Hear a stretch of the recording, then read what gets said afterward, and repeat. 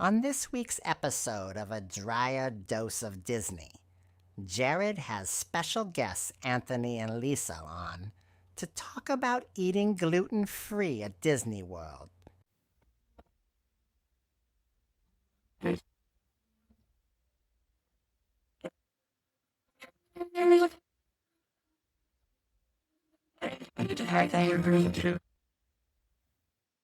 Welcome to this week's episode of A Drier Dose of Disney. I'm your host, Jared Dreyer, and today I have got two very special guests with me, Anthony and Lisa, and we are going to be talking about gluten-free at the Disney parks in Orlando.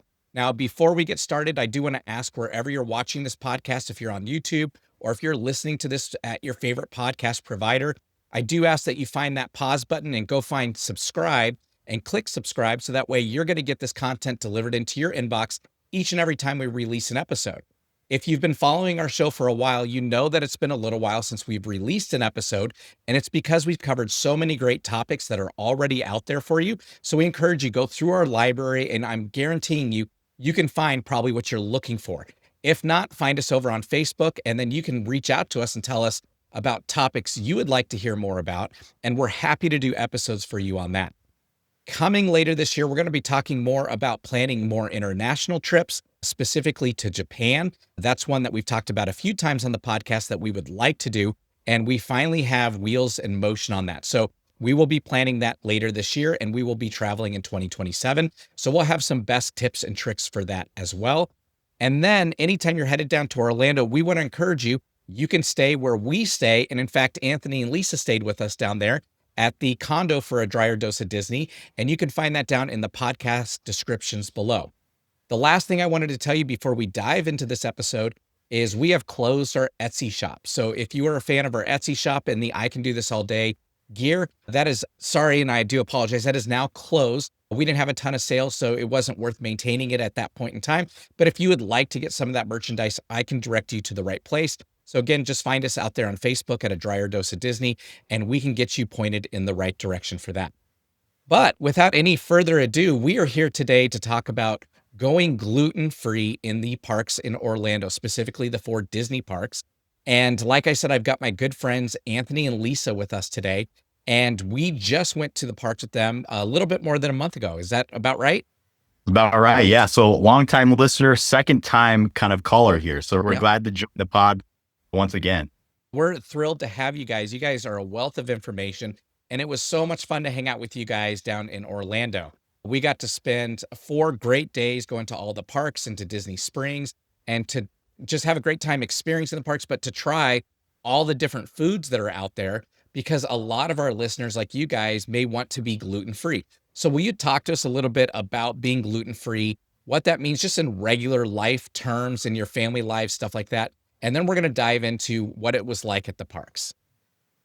You start and I'll go after that. Okay. Perfect. Yeah. We didn't want to be gluten free. We both pushed that off as long as we could. And then we both felt so gross. And so I think it's been about 10 years for me, maybe a little less for about you. 5. They're about. But we figured out that we feel better. And so we do it because we have to, because we want to. We don't make our kids do it, which is good for them. And then we just are sad face every time we see donuts and cake and all the yummy stuff. Yeah. We luckily are not, we don't have celiac. We don't have a sort of a super sensitive like allergy, but we just do feel better. And we're not as maybe sensitive as others. So it might be a little bit easier for us, but we didn't want to take any chances, especially right when you're away on vacation in a not familiar place. That's the worst, to not be feeling all that great. So for us, it's not a huge deal, but it is a huge deal if that kind of makes sense. No, it totally makes sense. And thank you for sharing that.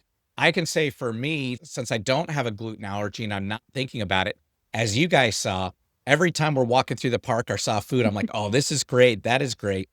And I'm not always thinking about what it actually has gluten out there in the parks. And there was actually surprisingly quite a bit. Almost everything that I love and I've grown to love over the years had some form of gluten in it. And you guys were able to navigate the parks and steer clear of some of those items, or maybe there were some custom items that you guys were able to partake in that I hope were just as good because we didn't always eat all the same stuff.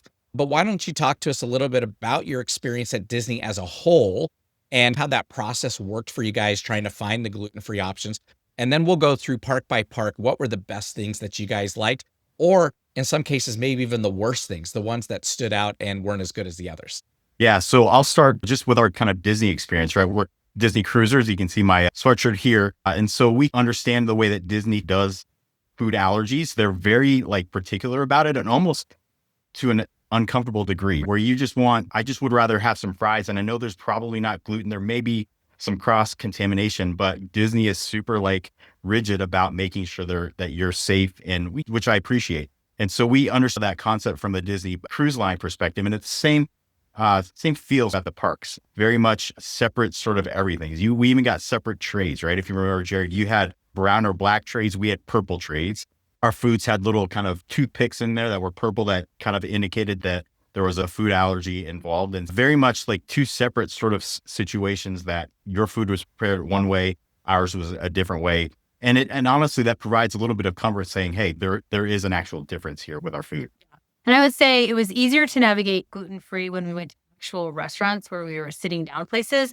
The stands were a little harder to navigate. And I hate asking anyway. And so if I'm asking if it's gluten-free, then I would just want them to say yes or no. But it was, I don't know, I have to check with the chef. And then they had to call someone or find someone. And when you're standing in line with people behind you, I hated that. They were super gracious about it and they never made a big deal of anything. But it was always easier to go into a place and sit down rather than the stand-up kiosk. Yeah, and we'll talk a little bit about that, like at Epcot specifically. We felt kind of that feeling more at Epcot as opposed to the other 3 parks that we went to. Yeah, great points and great tips. And I'll say that we did an episode a while ago on a peanut allergy. We went to the parks with somebody who had a peanut allergy, and I noticed the toothpicks and stuff in all the food. I didn't even notice the trays until you guys pointed it out that, they're using a different color tray to alert the staff that, hey, this is going to an allergy table, whatever the allergy may be. But that way the staff is aware that there's a guest with an allergy. They're watching for cross-contamination. And I'm probably even guessing to an extent, Disney, the workers there are probably watching these people from a distance to make sure no reactions are happening, nothing negative is happening. They're very mindful and they want to make sure that everyone's having a great time, including those people with allergies, and that there's no negative reactions whatsoever. So they do go above and beyond, and I really love that about them.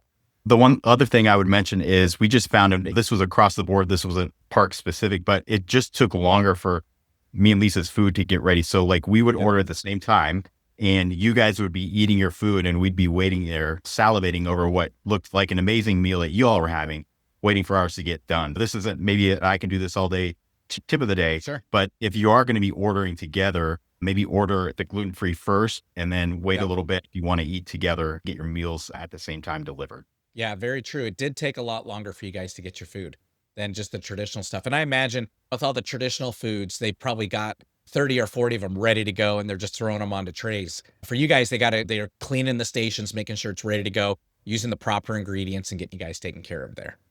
Yeah, it makes you feel better, right? Like they are actually taking a step to keep you safe. So we'll take it. Yeah, good. And I love the point you made about the kiosks or the carts were a lot different than actually going into the restaurants. So can you speak a little bit to the menus, how you guys were approaching it, how you identify gluten-free items, and tell us a little bit more about that side of it. I'll say the app was super helpful. Once we figured out that we could see not only what was there in the restaurants, but if you scrolled all the way down, it actually had gluten-free menu items. And so then you knew for sure if this was going to be a restaurant that you were going to be able to find a significant amount of items to eat, or if it was going to be like that might be nice if you eat regular food, but if you have to have gluten-free, probably not going to be the best place for us. So we ordered a lot through the app, or at least checked out the menu before we went. And that helped at all of those restaurants. I don't think, again, and maybe it's Epcot specific, where it was harder to find some of that at the carts and the kiosks. But yeah, that's how we did most of our investigating. Yeah, and I think, Jared, you would probably be more attuned to this than we would be. But at Epcot specifically, I don't know that there was necessarily a way to mobile order at those carts around World Showcase or whatever. So that one felt, of the 4 that we went to, felt different in the way that we were able to order. But can we just start there? Because that's where we start. That was our first park. Yeah, let's talk about Epcot. Yeah, so we fumbled around at lunch and we didn't really find anything that worked for us for lunch. But when we got to snack time, we ended up in Paris. Snack time? What are we, like preschoolers? Yeah, we snacked our way through the park, though. That's right. We were Disney adulting, so That's that's right. what you did. Yeah, snack. But we went to France and at the crepe shop, which I'm thinking like we're not going to find anything Possible. We get up there and they're like, oh no, we can do all of our buckwheat crepes. They're naturally gluten free, and we can do the savory ones, or we'll make them sweet for you. And so that was so sweet because I haven't had a crepe for 10, 15 years, which was just really fun and special. Yeah.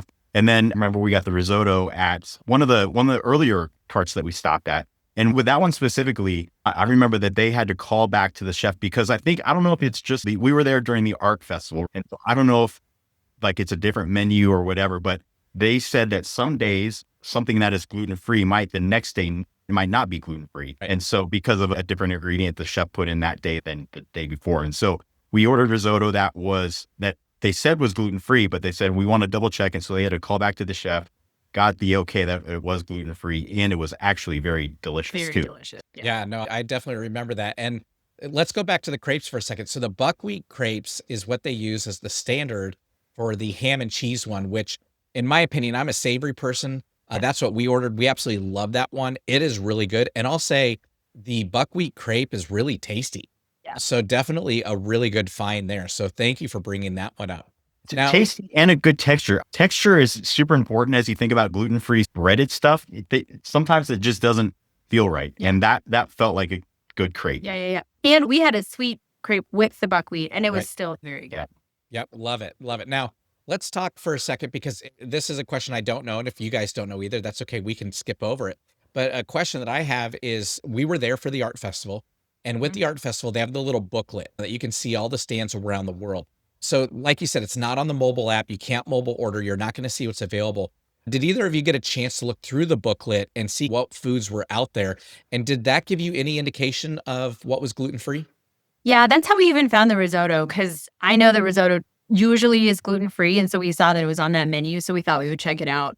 That's when we had to ask, though. And then that's when I started getting sweaty and uncomfortable. But they were great about everything, and it was worth it. Yeah, and don't quote me on this, but I feel like there was a couple of symbols that would say gluten-free, maybe. Maybe now that you say that, I think that might be right. But that was the hardest part to find. We really just had to ask each time we ordered at Epcot. And that day we didn't go to any restaurants where we could order in the actual space. We only did carts. And so maybe it would have been different if we had maybe it'd been in like every other park. I want you to rest assured, and I want our listeners to rest assured, when you go up to these carts, again, Disney's going to go the extra mile. They want to make sure you're taken care of. It is totally okay to ask, even if it's going to be, hey, we got to call the chef in the back office here for just a second. Take an extra 2 or 3 minutes. Nobody's day is ruined with an extra 2 to 3 minutes to make sure you're safe and that you're getting food that's quality and that you're going to be taken care of. And if people are grumpy behind you, remember, they're going to go wait in a 40-minute to an hour-long line to get on the next ride anyways. That's right. And what's an extra 5 minutes for food? And with the carts and the kiosks, especially at Epcot, you guys probably noticed they had multiple checkout stands everywhere you went to. So even if you're taking a couple extra minutes and they're asking questions, they're still putting people through those lines and able to facilitate the rest of the people going through. So it's never a bad thing. It's always good. Let's at least ask the question, make sure that we're doing this the right way and taking care of those allergies. Yep. And better to double check. And we also were pleasantly surprised a few times too that things we thought weren't going to be gluten-free were. And so it is worth asking. Yeah. The other fun part at Epcot, right, is most drinks are going to be gluten-free. And so there were plenty of tasty beverages, adult or otherwise, that we were able to indulge in there. And I'm thinking of you, that French martini, that frozen martini. Oh, mercy. That was good. There are definitely a lot of good drinks at Epcot. So let's talk through Epcot just a little bit more. So you talked about Paris and the crepes. You talked about the risotto. What was some of the other items that you had that you really enjoyed? Or what was the best thing and the worst thing that you had at Epcot? I don't remember anything after that. Yeah, I remember the crepes and the risotto. So those were the two best. Maybe the other things we had were not honorable mentions. There you go. Just that steak thing. Remember we were standing in line for Frozen and you went and grabbed that. Oh, was that at Germany? I think Germany, that was Germany. It was really good. It was delicious. I can't remember what it was though. Yeah, no, that's okay. But the meat out of I Germany. guess it's like little tenderloin, little like tiny tenderloin. Yeah, that sounds right. It was like a beef tenderloin on a skewer. Yeah, it was tasty. And it was great to keep me occupied in the frozen line. So I'll take it. Yeah, and that ride did take a little while to get on. But Did. still a great ride. And the good news was they just updated it. So you guys got to see it right after it reopened.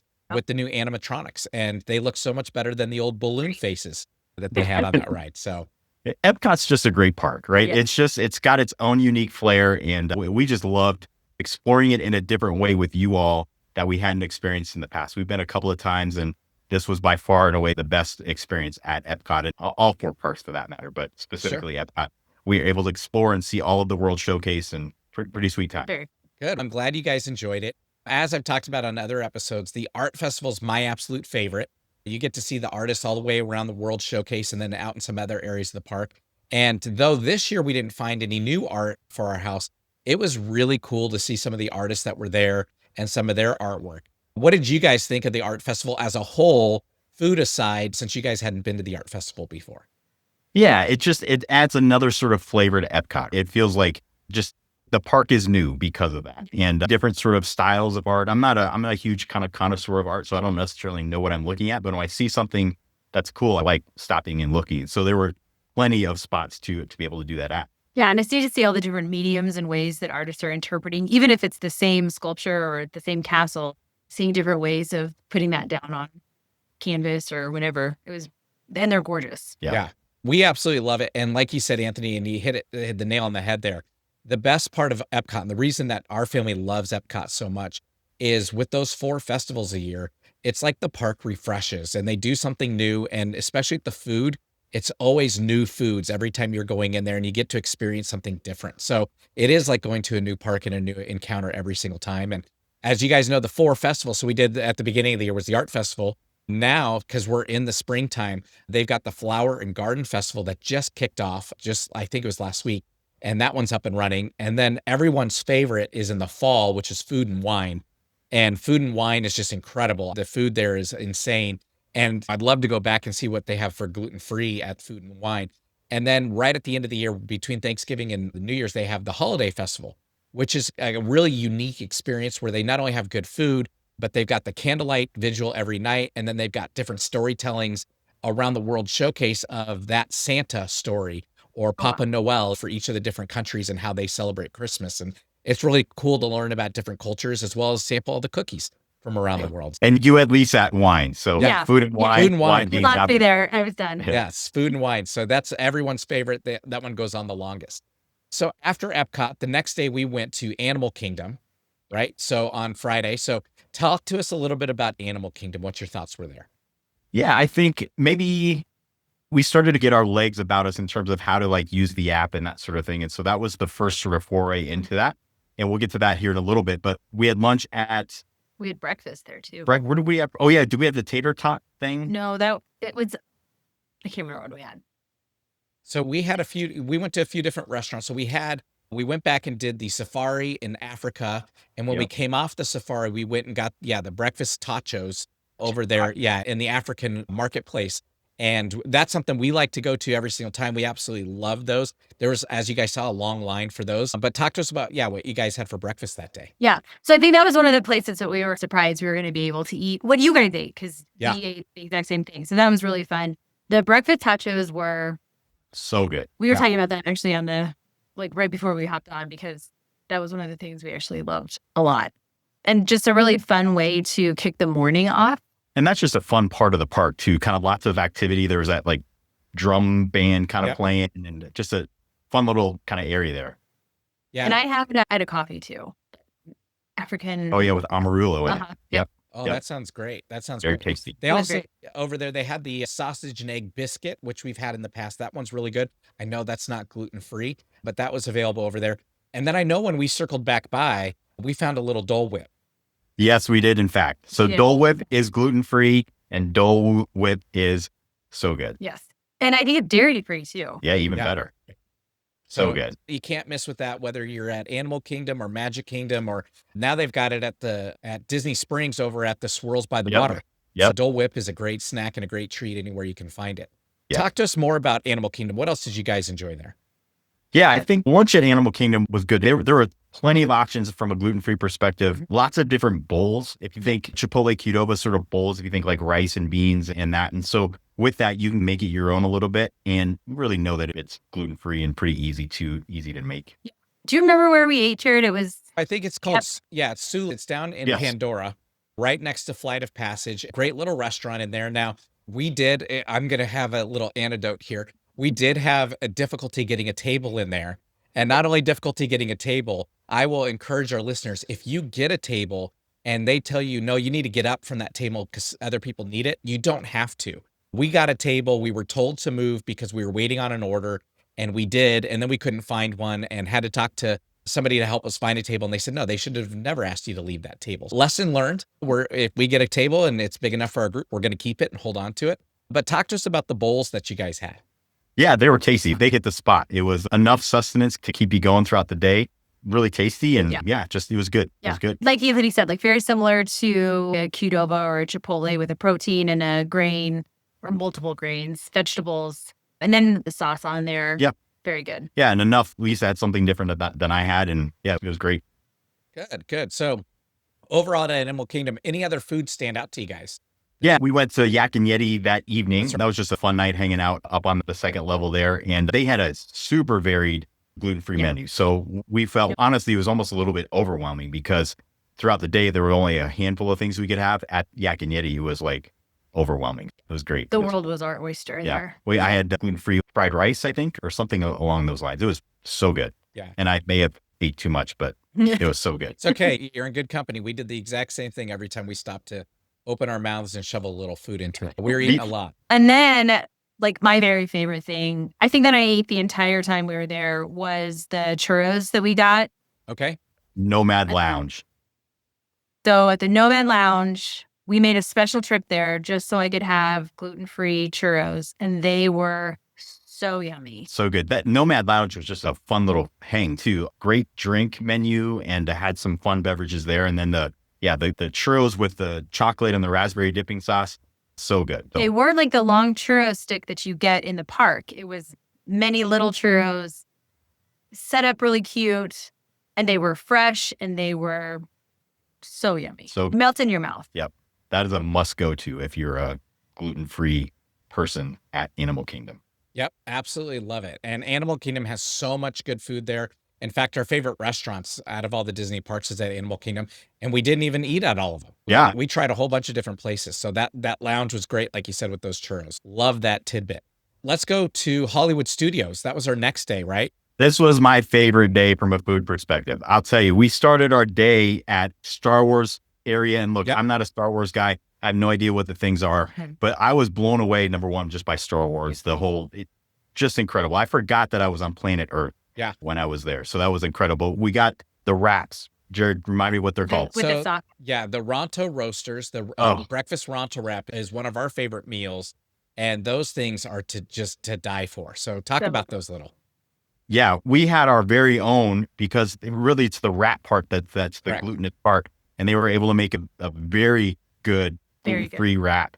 And man, that I would just go back to Hollywood Studios just for that. And the sauce that they put on there was so good. So good. We didn't miss out. Sometimes you look at other people's food and you get a little food envy. I didn't have to. Yeah, not at all. That was so good. So good. Then we had, of course, blue milk. I was the only one that seemed to love it, and I would go back for that as well. I was hoping that the glass would have been bigger, but it's all right. The blue milk and green milk are both really good. We love them. I always get one of each every time. Daphne and I always drink that. We love it. Okay, so we're back. If you guys noticed, if you're watching on the video version, we just flipped screens. And the reason is we were using Zoom and we were timing out of our Zoom. We are now back onto Microsoft Teams and using Microsoft Teams, but we're back with Anthony and Lisa. So we were just talking about Star Wars Land at Hollywood Studios. Anthony had just told us about the blue milk. I was saying that Daphne and I love the blue milk and green milk. It's one of our favorite things. But like we were saying, the Ronto wraps, the breakfast morning wrap at Ronto Roasters, is our favorite way to start the day. We absolutely love that meal. It's so good. And especially if you're going to be waiting for the longer rides, the longer queue times. So like over at Rise of Resistance, which your guys' first experience on Rise of the Resistance, would love for you guys to share a little bit more about that. But you can take food and beverage into that line and go wait if you needed to and enjoy your meal there too. Yeah, and the thing with the wrap, it just felt real, like just a lot of food and protein packed. So it really put meat on your bones a little bit, right? It sustains you. And it was helpful for our first experience with Rise of the Resistance. Amazing ride, but it took nearly 3 hours in the queue because it shut down, and we ended up being able to ride it, which was amazing. But we were just hanging out for a Yeah, long, if long we time. had known, we would have gotten food to bring into Yep. the queue because we could have used it while we were Yes. Yeah. sitting there in those rooms. Yeah, that was a long wait. And like you said, the ride broke down. So I was glad we still had a chance to ride it and get on it, especially for your guys' first time riding that. It is such a great ride. It's so immersive. Yes. But the good news is we still got through the whole park. We were still able to ride everything we wanted to do. So we talked about Star Wars Land. Tell us a little bit more. What were some of the other places that we went and ate that you guys absolutely loved? Yeah, so for lunch, we ate at the Backlot Express, and Anthony and I were able to get chicken tenders, which were like an unexpected surprise because usually chicken tenders when they're gluten free. Actually, we thought we were getting grilled Yeah. chicken tenders. That's just the standard.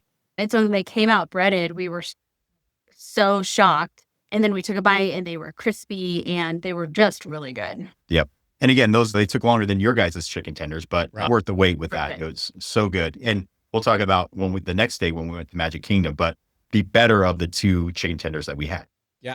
No, love to hear about that and the differences between the two. Unfortunately, no Wookiee cookie, right? No, we looked at a Wookiee cookie, and Right. I might have smelled the Wookiee cookie. I took a little lick of the frosting. Yes. It Oh, was so good. looked so good. Yeah, the Wookiee cookie is a good one as well. But lots of great things at that Backlot Express. We love it. We Yes. love the Cuban sandwich. We love some of the different salads and offerings, stuff like that. And sometimes, you need to change up what you're eating throughout the day. So love that you guys found something good there. What else did you guys have at Hollywood Yeah. And Studios? so honestly, as we think about breakfast and lunch, that was like, we had a ton to eat. And so we didn't really have dinner. We eat a later lunch. And so we just snacked away. I think I frankly had popcorn for dinner and waiting for Fantasmic to start. But I wasn't like starving that day just because we'd had enough. Yeah. And Stephanie and I did, while you guys were doing Tower of Terror, we did go and get a drink, but I think it was just like a coffee and it was very good. Well, I'm an iced tea. That's what I did. I had an iced tea, Like a peach peach iced iced tea. tea. Yep. Mhm. And she got a coffee. Yeah, She got love some it. fancy coffee. Yeah, she looked does very love good. those. Yeah, she loves her fancy coffee. But yeah, lots of great food options over there at Hollywood Studios. And fantastic. We got to watch a great show at the end of the night. It was crazy because the wind was blowing so much that they almost canceled the show when they would put the water fans up there to put up all the digital displays. It was blowing back into the crowd. So finally the wind died down a little bit and we got a chance to watch Fantasmic, which was a fun show. Yeah. But So then- fun. We got a little wet, but it was well worth it. Yeah, worth it. Yeah, definitely. But then Sunday, the next day, we went to Magic Kingdom, the king of all Disney parks. So talk about Magic Kingdom and your guys' experience there. So we hustled to get in to the mine train, Snow White, Seven Dwarfs Mine Train, which was worth it. And then Stephanie we were there with our girls, Daphne and our daughter Kat. She took the girls to go get breakfast and then came back and surprised us with some kind of breakfast, tater tot delight. Yep. Do you remember? So over at the lunching pad in Tomorrowland, they've got similar, like the breakfast type tachos over there as Yes. well. So she got those in the morning.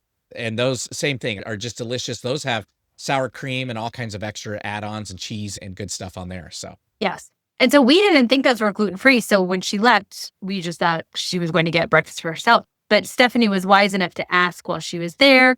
And so then she came back and had breakfast for us as well. And it was worth it. So Yes. yeah. Yes.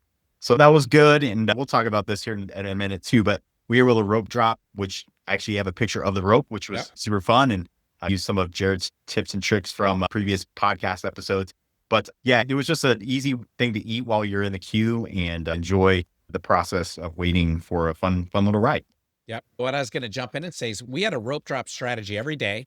Most of the parks are pretty straightforward. Hey, this is a great place to start your day and get going.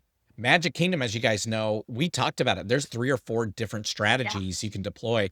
And this time we decided, hey, let's do Mine Train, knock out all of Fantasyland early in the morning so we don't have to come back into Fantasyland. We can dodge it the rest of the day. We worked our way around towards Tiana's and Frontierland and Adventureland. And then we came back over into Tomorrowland and got to do Tron and all that. So we had a really good path and it worked out pretty well for us. Yeah, we got all the rides in that we wanted to get in. And yeah, Tron was amazing. And I'm glad it was as short as it was because I don't know if I could have taken any longer, but Tron was amazing for sure. For lunch, I think we went and we had chicken tenders again. We were so pleasantly surprised with the chicken tenders we had before, the day before, that we ordered them again. These, on the other hand, were not as great. They were fine. They were, Sure. but they just maybe weren't as crispy, weren't as fresh, whatever the case might be. But it was still a very serviceable meal that we were able to have. Yeah, for sure. It wasn't inedible. And that one specifically, we had learned our lesson about ordering. So we ordered before you guys ordered. And we still had to wait a little bit longer, but it was at least close enough that we kind of got our meals at the same time. Yep. And this was over at the Harbor House. So Yep. right across from Haunted Mansion. One thing we love about the Harbor House is not only does it have a pretty in-depth menu, it's pretty robust, but they also have seating upstairs. As it got crowded, and I'm sure when we were sitting there for lunch, you guys saw how crowded that place got later in the day where people were waiting for tables.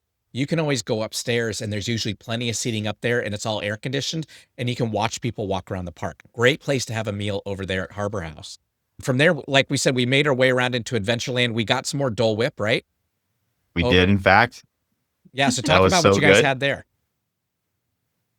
That time I did mine mixed. I did vanilla with the Dole Whip, and that it just cut it a little bit and it was perfect. And I just had regular Dole Whip, and it was even better than your hooded one. And my favorite's the Dole Whip with the coconut. So just the mixing of the flavors. And then I know we didn't have it, but you have the Orange Tree Terrace over there by Swiss Family Robinson's, not too far away, where they also have some other ice cream treats over there. Now, I would imagine ice cream, like similar to the Dole Whip, those are probably gluten-free as well and a good treat. Now, after just having a Dole Whip, are we going to go get a second one? Probably not, but another good option over there in Frontier and Adventureland. And Jared, I forgot, if we go back the night before, I also had a Mickey bar at Fantasmic. And Oh, so yeah. very much gluten-free and very much delicious. Yes. Mickey bars, every kid at heart's favorite treat at all the Disney parks. Absolutely love it. Yes. So what else did you guys have a chance to eat at Magic Kingdom that day? I don't know that we did. We were huffing and puffing, getting some rides in. So Right. we didn't do a ton of eating the rest of the day. Honestly, like the next thing we ate was after we had left the park, we got some sandwiches close to the condo. So Yeah. that was kind of our last meal of the day. Yeah, because we ended with rain, and so we missed Yep. the fireworks. Yep. Unfortunately, yeah, it was raining that evening. And like you said, over by the condo. So another shameless plug for the condo. We found a really good place to eat dinner that night over there by where we live. And the best part about that exit over there in Champions Gate is there are a handful of really great restaurants, including famous ones everyone knows like Red Robin, Chili's. We've got a couple different brew houses that are over there that have some really unique food. And then there's tons of fast food between, we had Jersey Mike's that night, as well as there's a McDonald's right over there. We've got Huey Magoo's, which I had never had prior to us getting our condo down there, which is very similar to Chick-fil-A, and just lots of great restaurants in that area. So again, for the people that want to go down and stay at that condo, lots of good food right there in close proximity, just less than a mile from our condo. Yeah, and I'll be a little more shameful with the plug. Like the A Dryer Dose of Disney's condo down there is so great. It's so comfortable to be at and convenient. Look, Central Florida traffic is horrible. There's nothing that Jared can do about that. But the condo is a great location. Like Jared mentioned, great restaurants around and just a super convenient, very comfortable place to stay. Yeah, and really close to all the parks, so it was easy Yeah. to get around. There's something magical, right, about being on the highway and you see the sign for Disney World. You're close. Even though if you're an exit or two away, there's some psychological thing that, man, I'm nearly at the parks. Yep. And so check out the condo worth your stay. Yeah, only 2 exits away. And I'll say, other than first thing in the morning, you get a little bit of the rush hour just for about a mile or two. It's not too bad. Coming home, we definitely saw more traffic. But coming home, they have construction going on. Knock on wood, they get that one finished up. And as soon as that construction's done, we know last time when they finished, everything just opened wide back up and it was going again. Okay, so 4 days in the parks. We did Disney Springs as well. Do you guys want to talk anything about Disney Springs or remember any of the foods that we had over there?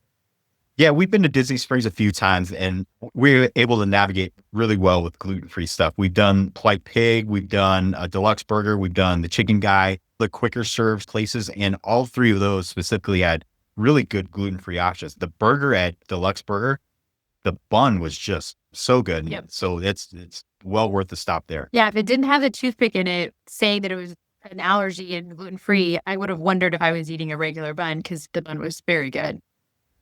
And then of course the Dole Whip there. Yeah. We did not get any this time, but we've gotten that in years past. Yep, swirls on the water. Yeah, it's so good over there. And we love going to Disney Springs. And I tell people all the time, Hey, it's a free way to spend the afternoon. Get into That's right. Disney spirit mindset. You can buy all the merch, all the gear, get some great food over there. It's a lot of fun. Like you said, over in Africa in Animal Kingdom, they have musicians over there at Animal Kingdom, but they also do the same thing over at Disney Springs, especially on the weekends. So lots of cool live performances out there. Your daughter, she had a band thing, so the band played and the choir sang. So there's always a good entertainment to be had over there at Disney Springs. So a great place to go. That's totally free for most people. That's right. And plenty of like options in terms of things to eat. Sit down, quick serve, and everything in between. Love it. So, two final questions for you. So, the first question I have is out of the whole time you were there, for each one of you individually, what was the best thing that you ate that was gluten free? Mine's a tie. It's between those chicken tenders at Hollywood Studios and the churros in Animal Kingdom. Oh, those are good. I'm gonna have to go with is it the Ronto wrap? Yeah. At Star Wars Land, and with a close second of the blue milk. Like I could have both of those like for breakfast, lunch, and dinner. Yep. I would be a happy camper. So good. Anthony's moving into Galaxy's Edge over there. So the Black That's right, Spire that's right. outpost. You're gonna be a Star Wars guy. I Hey. just about did that in the queue for Rise of the Resistance. So Yeah. I felt like I needed a sleeping bag to get comfortable. Yeah, you got to But it was move in. great. And if you did see, I'm wearing a new RSVLTS shirt for Roosevelt's that I absolutely love that I got right about the time we went on the trip, which is the new R2D2 one. And it fits right in over there at Galaxy's Edge, the Star Wars land. So That's my, right. my second question for you guys is, I don't know if you thought about it, but is there an I can do this all day tip of the day when it comes to being gluten-free at the parks? Yeah. So for me, and we may share the same thing, the game changer for us was the app, the My Disney Experience app. We didn't necessarily realize that at Epcot, but then when we got back to the condo after Epcot, we got online to look at the restaurants for the next day. And we were able to then scroll down to the bottom, see what was gluten-free, and really plan out that part of our day, the food part of our day, based on the menu that we saw there. And so my I can do this all day tip of the day would be to check out the app, use it, pair a night in advance of what you're going to explore that next day. Yeah, I was gonna say plan ahead. So we knew what rides we were gonna do, and so we had an idea of where we were gonna be around the meal times. So that night before, we would all just sit around. We would debrief the day, Yep. download pictures, do all the things, and then we were planning, which sounded silly at the time to be planning our meals for the next day, but it made it so much easier when we were in the parks, and then we weren't trying to figure the app out as we're running it to the next ride and things like that. So I think that would be mine. Yeah. Yeah. And the other thing that I would say, this is unrelated to food, but I would say go back and listen to all of Jared's rope drop strategies. I felt like we were living that in real time. Like I'd listened to those, gosh, probably a year ago now, but now to be in the moment, it was just a pretty sweet moment. So Jared definitely knows what he's talking about. Go back and listen to those episodes. You will be so glad you did to optimize your time at the parks. Yeah, thank you very much. I love it. And I couldn't agree more. When you're out there, if you're going flying by the seat of your pants, you're not going to get as many rides in. You're going to miss stuff. You're going to miss shows. You're going to miss opportunities with your family. And if you go in, Lisa, like you said, with a plan and pre-plan your day a little bit, here's where we want to start. Here's where we want to go. And don't get me wrong. Sometimes you think I'm going to go to this ride next and maybe it's got a long line. Skip it, go hit something else and come back to it later. You have that flexibility.